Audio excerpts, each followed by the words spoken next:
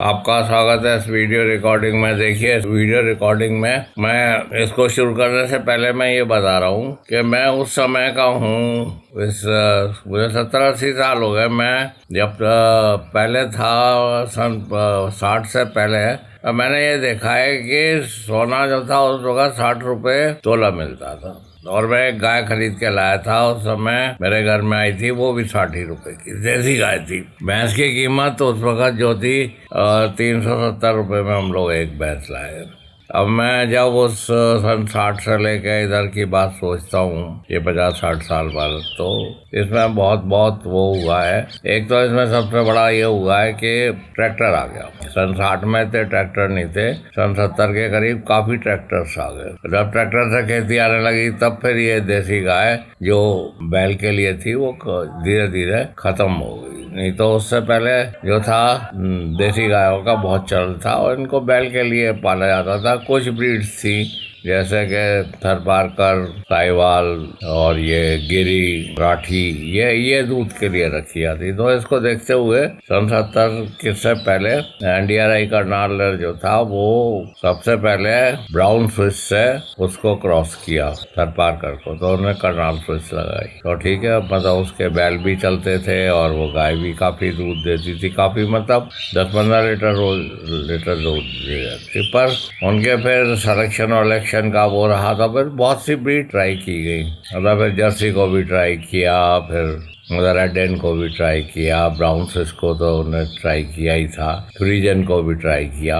पर उसके उस समय फ्रोजन सीमेन इतना ज़्यादा नहीं था, तो ज़्यादातर ये यूनिवर्सिटी तक ही लिमिटेड था और इसका कॉमन जो था वो उसमें ज़्यादा इसका वो नहीं था। और यूनिवर्सिटी में भी लोग आगे इस पर ज़्यादा उतारू थे कि साहब ये विदेशी गायों को हम नहीं रख सकते, इसके हाफ क्रॉस ही रख सकते हैं। तो हाफ जर्सी और हाफ जो है हॉलस्टीन और 1/3 जर्सी, 1/3 हॉलस्टीन, इसमें काफ़ी रिसर्च होती रही और 1990 और 2000 तक होती रही। पर उसके बाद फिर फ्रोजन सीमेन आ गया और पंजाब ने से लीड ली और फिर लोग प्योर हॉलस्टीन रखना शुरू कर दिए और जीनोमिक एनिमल्स आ गए। तो उससे फिर यूनिवर्सिटीज तो देसी गायों में चली गई के साथ देसी गाय रखेंगे। मैं भी 15 यूनिवर्सिटी में था तो 3000 गाय थी, वहाँ पे करीब 300 साहिवाल थी। तो मेरा उनका भी एक्सपीरियंस है।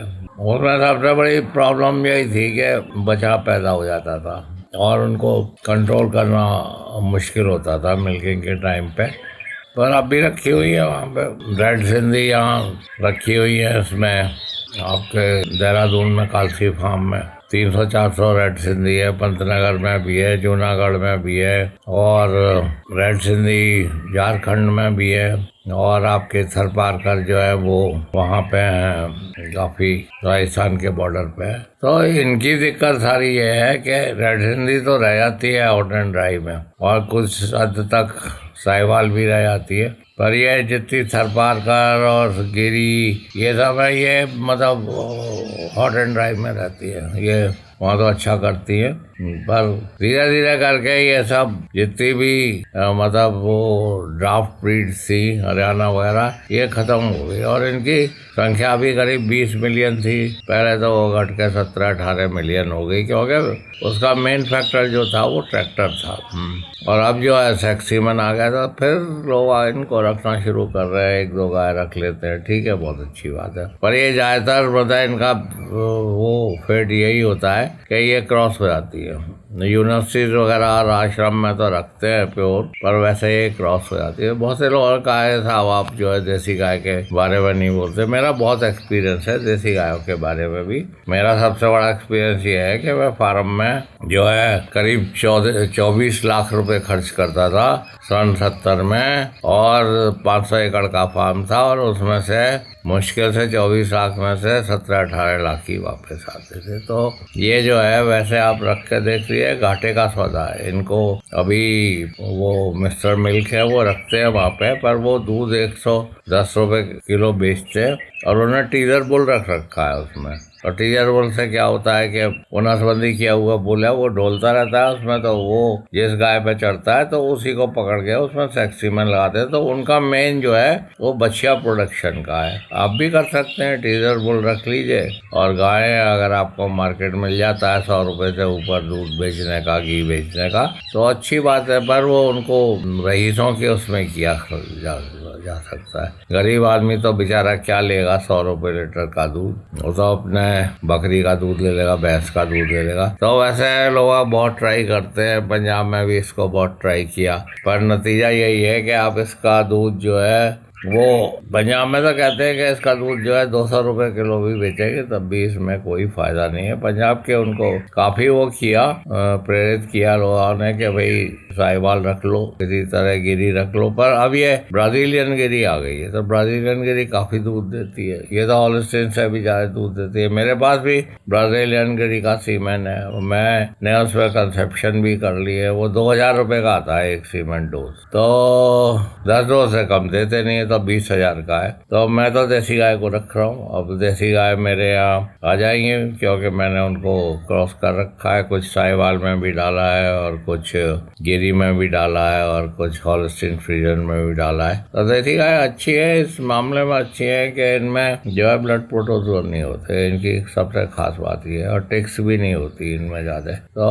अब इस पे भी काफी जोर है ब्राजीलियन गिरी पे। पंजाब हरियाणा में लोग आप ब्राजीलियन गिरी के तरफ जा रहे हैं और ब्राजीलियन गिरी को अच्छी हॉलिस्टीन से क्रॉस करके वो ग्रीनलैंडो भी बना रहे हैं। तो मैंने आपको ये इन्हीं का खेल बताया सारा। अब यूनिवर्सिटीज है और आश्रम, यूनिवर्सिटीज है, यूनिवर्सिटी वाले तो कंफ्यूज है। कभी वो कहते हैं कि साहब साहिवाल रखेंगे, विदेशी नहीं रखेंगे, फिर अब जब उनको नुकसान होने लगा साहिवाल उसमें, उनके यहाँ तो खैर प्रोजेक्ट वगैरह आ जाते हैं तो वो तो नुकसान को भी सह लेते हैं, क्योंकि जीनोमिक सेमेन आ गया है हॉलिस्टीन का। इसकी वजह से बहुत से लोग पूरे पंजाब में देख लीजिए आप, पंजाब जो है 3 लाख हॉलिस्टीन जो है हर साल बेचता है और 1 लाख तो गुजरात में ही जाती है। और ये अब ब्राजीलियन गिरी आ गई है तो ग्रीनलैंड भी आप देखिएगा, तो सारा सिनारियो चेंज होता जाता है। ऐसा नहीं है कि आप जो कह रहे हैं, सब चीज इकोनॉमिक्स से चलती है, जिसमें फायदा होगा उसी को लोग आप करेंगे। जब तक आपके पास 20 लीटर से ज्यादा की गाय नहीं है, आप इकोनॉमिक डेयरी नहीं चला सकते।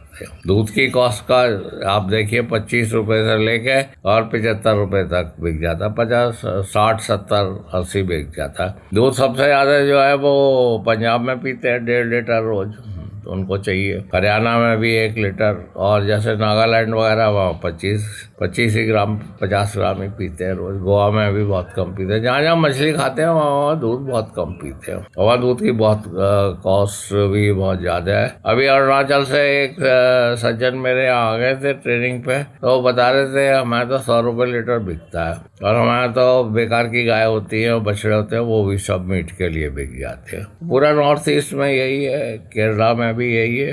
तो ये मैंने आपको जरा सा बताया कि क्या हो रहा है। मैं तो गिरी ये इसका ब्राजीलियन गिरी का मेरे पास सीमेंट है और मैं मतलब भक्त हूँ देसी गाय रखने का, पर मुझे फायदा देंगी तो मैं जरूर रखूँगा। ये ब्राजीलियन गिरी है 50-50 जो 17,000 लीटर का है, उसका जो सायर है 17,000 लीटर, मतलब कम से कम वो जो है 50 लीटर दूध देगी रोज। एक महीने में 1500 से भी ज्यादा दूध देगी, उसके ज्यादा नखरे भी नहीं है। तो इसके रिजल्ट जैसे आएंगे मैं आपको बताऊंगा। मैं तो देहरादून में तो यहाँ तो बहुत ठंडा रहता है, तो यहाँ हॉलिस्टीन चल जाती है, ऐसी कोई दिक्कत नहीं होती। अगर अच्छा हॉलिस्टीन है तो हो जाता है। और यहाँ पे कालसी में हॉलिस्टीन का के एम्ब्रियो बाहर से ला के हॉलिस्टीन के सांड भी पैदा करते हैं, जर्सी के सांड भी पैदा करते हैं। तो मेरे पास भी एम्ब्रियोज हैं जर्सी के, वो उसके हॉलिस्टीन के, तो मैं गायों में रख रहा हूँ, अपनी गायों में रख रहा हूँ। क्योंकि फार्म जो है हमारे यहाँ जो वो है काउ कीपिंग, वो भाई मासेज है, मतलब बहुत से लोग 2-2, 3-3, 4-4 गाय रखते हैं। अमेरिका वगैरह में ऐसा होता है कि वहाँ कोई गाय रखेगा तो कम से कम 240 तो रखेगा ही। इंग्लैंड वगैरह में 100 रखेगा, पर यहाँ पे 3, 4, 5 ज्यादा से ज्यादा 10 रख लेगा, उससे ज्यादा नहीं रखते। तो क्योंकि यहाँ पे प्रोडक्शन भाई मासेज है, इसलिए आप जितना ज्यादा दूध देने वाली गाय को रखेंगे उसमें फायदा। इसमें जो सबसे बड़ी प्रॉब्लम है वो रिपीट ब्रीडिंग की है। रिपीट ब्रीडिंग के वो सब गाय जो है वो खाली निकल गई। इसकी वजह से लोगों की डेयरी बहुत फेल होती है। भैंस खाली निकल जाए उसको नमस्ते कह सकते हैं आप, वो तो चली जाएगी कहीं भी, पर गाय खाली निकल जाए तो आप कितनी बार करेंगे। और जैसे मैं यहाँ देहरादून में हूँ, मैं देहरादून से जब हरिद्वार जाता हूँ तो पहले मैं देखता था कि बछड़े जंगल में लोग बहुत छोड़ते थे, पर अब फॉडर कॉस्ट ज़्यादा होने की वजह से वो 3-4 लीटर अगर गाय दूध देती है और प्रेग्नेंट नहीं होती तो उसे भी जंगल में छोड़ जाते हैं। क्योंकि आप कुछ ना कुछ करेंगे तो आप 100 रुपये का तो उसे भूसा खिलाएंगे ही, 100 का, और वो दूध नहीं दे रही है तो फिर आप क्या क्या करेंगे। दाना भी खिलाएंगे 300 रुपये, फिर बांधने की दिक्कत है, फिर नगर निगम की दिक्कत है। तो दूध तो यहाँ 50-60 बिक जाता है, पर उसकी cost of rearing in animal की काफ़ी ज़्यादा है। तो मैंने आपको यही बताया कि पहले 60 रुपये तोला सोना था और 60 रुपये में गाय आती थी। अब ये हो गया कि गाय की कीमत 1 लाख 2 लाख हो गई है। सोने की कीमत कभी करीब 70,000 80,000 रुपये पहुँच जाएगी। तो पिछले 70 साल में यही चेंज हुआ है। धन्यवाद। मैंने ये आपको इसलिए कहा कि बहुत से लोग कहते हैं कि साहब आप देसी गाय के बहुत विरुद्ध है। ऐसी बात नहीं है, विरुद्ध की बात नहीं है, ये पेट भरने की बात है, इकोनॉमिक्स की बात है। क्योंकि मैंने बड़े बड़े फार्म चलाए हैं, बड़े बड़े मतलब 500 एकड़ और कई हजार जानवर, तो उसमें देसी गायों में नुकसान हुआ था। देसी गाय में काफ़ी नुकसान होता है। उसका सबसे दर्द भरी किस्सा ये है कि जो सब बछड़े पैदा हो जाते हैं वो उनमें मॉर्टेलिटी रेट भी बहुत कम है और उनको हर महीने जो है ऑक्शन करना पड़ता है। मिलिट्री में तो पहले ऐसा करते थे कि जंगल में जाके उन्हें छोड़ देते थे सारे बछड़ों को। तो ये बछड़ों की समस्या अब उसके लिए सेक्सी मन आ गया तो लोग फिर देसी गाय को रखना शुरू कर रहे हो। ये सब ब्राजीलियन गिरी बड़ी तेजी से आगे आएगी। धन्यवाद। आपने सुना, मेरा यहाँ एम्ब्रो ट्रांसफर लैब है और मैं BSc MBSc PhD हूँ और प्रोफेसर रहा। मैं मास्टर हूँ, मैं डॉक्टर नहीं हूँ। मेरी एम्ब्रो ट्रांसफर लैब है और मैं ट्रेनिंग वगैरह देता हूँ, बुक्स लिखता हूँ, मेरी किताबें भी हैं गूगल